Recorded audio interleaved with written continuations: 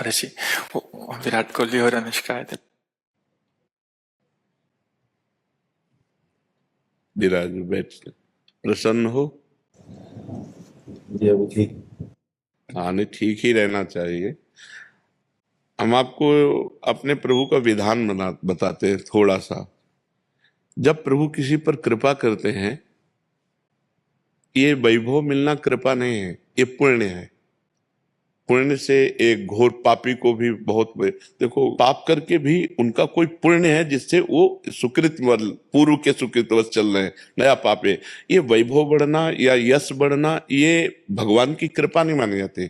भगवान की कृपा मानी जाती है अंदर का चिंतन बदलना, जिससे आपके अनंत जन्मों के संस्कार भस्म होकर और अगला जो है वो बड़ा उत्तम होगा। अंदर के चिंतन से होता है, बाहर से कुछ नहीं होता। महत्व अंदर का चिंतन। अच्छा, अंदर का चिंतन हम लोगों का स्वभाव बन गया बहिर्मुखी। बहिर्मुखी मतलब बाहर, बाहर यश कीर्ति लाभ विजय, इससे हमको सुख मिलता है। अंदर से कोई मतलब नहीं रखता कोई, कोई विरला ही अंदर से।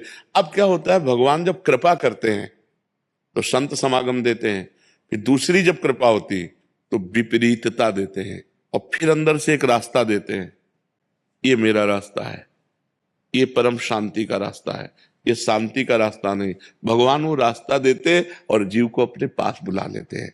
बिना प्रतिकूलता के संसार का राग नष्ट नहीं होता। किसी को भी वैराग्य होता है तो संसार की प्रतिकूलता देखकर वैराग्य होता है। सब कुछ हमारे अनुकूल है तो हम आनंदित होकर उसका भोग करते हैं। जब हमारे ऊपर प्रतिकूलता आती है तब ठेस पहुंचती है कि इतना झूठा संसार, तो अंदर से भगवान रास्ता देते हैं, ये सही है। भगवान बिना प्रतिकूलता के इस संसार को छुड़ाने का कोई भी औषधि नहीं रखी। आज तक जितने बड़े महापुरुष हुए हैं, जिनका जीवन बदला है, उनको प्रतिकूलता का दर्शन करके बदला है। तो कभी प्रतिकूलता आए तो उस समय आनंदित हो कि मेरे ऊपर अब भगवान की कृपा हो रही है, कि मुझे सतमार्ग में चलने की प्रेरणा मिल रही है। अगर सतमार्ग छूटा हो, ये सब तो एक सेकंड के लिए आप विचार कीजिए।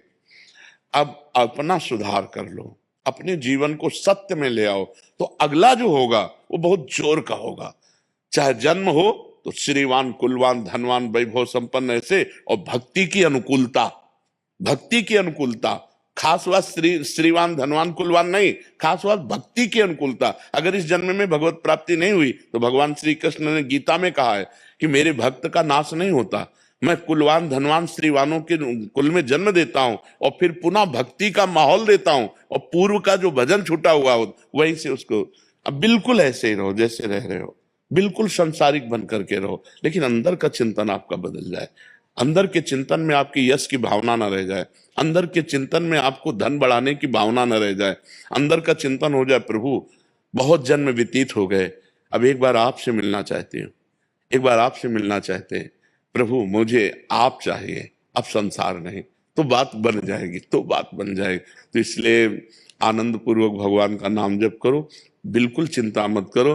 बाबा, क्या नाम जप से हो जाएगा पूरा? ये हम अपने जीवन का अनुभव बताते हैं। सांख्य योग और अष्टांग योग और कर्म योग और भक्ति योग, चारों योगों में प्रवेश रहा है। पहले हम सन्यासी रहे 20 वर्ष सन्यासी रहे काशी विश्वनाथ जी।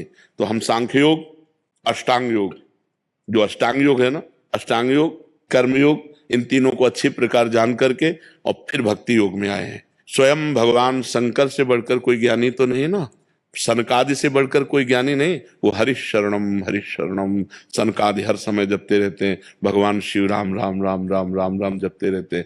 हम वृंदावनवासी प्रिया प्रीतम के उपासी, तो जो राम में राह है वही राह है, और जो धा है ये रस देने वाली वस्तु है। तो हम राधा राधा राधा राधा, मतलब आप ये समझो कि हमारी इतनी तार्किक बुद्धि रही, हमारी श्रद्धालु बुद्धि नहीं रही। सन्यासी की जो बुद्धि होती है वो तर्क प्रधान होती, कसौटी पर कसने पर। तो हम केवल भावुकता में राधा राधा का प्रचार नहीं कह रहे कि हमने सुना और ऐसे ग्रंथों में पढ़ा और ऐसे कह रहे, स्वयं स्वाद लेके कह रहे और विश्वास के साथ कह रहे कि यदि आप राधा राधा जपते हो तो इसी जन्म में भगवत प्राप्ति हो जाएगी, इसी जन्म में। जैसे किसी से कहा जाए कि तुम सत्य बोलो, मंदिर में चढ़ के बोलो, तो हम मंदिर में नहीं, हम वृंदावन में बैठे हैं। करोड़ों मंदिर इसकी समानता नहीं कर सकते, भगवान का परम धाम है। अगर राधा राधा नाम चल रहा है तो इसी जन्म में भगवत प्राप्ति हो जाएगी। हमारी आखिरी श्वास यदि राधा, तो मुझे श्री जी की प्राप्ति, भगवान की प्राप्ति हो जाएगी। इसमें कोई संशय नहीं और किसी साधनों की कोई आवश्यकता नहीं। आप केवल अंदर ही अंदर चलाइए और लिखिए। देखो, हम जो कह रहे हैं उसको समझो। बहुत अधिक नाम जपने की हमें चेष्टा नहीं करनी, कम संख्या हो लेकिन मन लगा करके हो। जैसे हम, अब देखो, आप लिखो राधा, अपने दिमाग में लिखो, खुले नेत्र लिखो, या बाहर बाहर देखो, दिखाई दे रहा है राधा लिखा हुआ, वही कान में सुनो राधा, वही अंदर उठाओ राधा। ये तीनों का एकाकार हो जाए तो ये करोड़ों नाम जप के बराबर है। देखो, जैसे हम बोला राधा, ऐसे हम 1000 राधा नाम बोले तो हम बोला राधा, ये उपांशु है, इसे उपांशु कहते हैं। राधा राधा राधा राधा 1000 बार, ये उपांशु हुआ।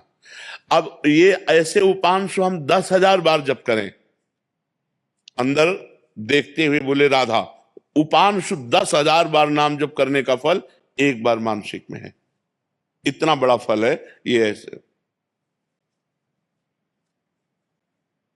राधा राधा राधा चल रहा है, नेत्रों से हम उसे देख रहे हैं, कानों से उसे सुन रहे हैं। आप देखना कि अगर मन भगेगा तो आप लिख नहीं पाओगे राधा नाम, अगर लिख रहे हो तो मन भगेगा नहीं।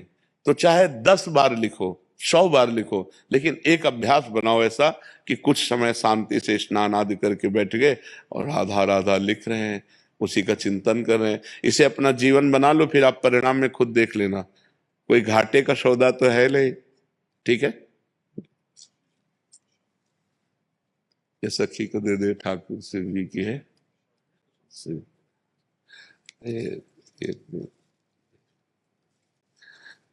खूब आनंदित रहो, नाम जप करते रहो, प्रसन्न।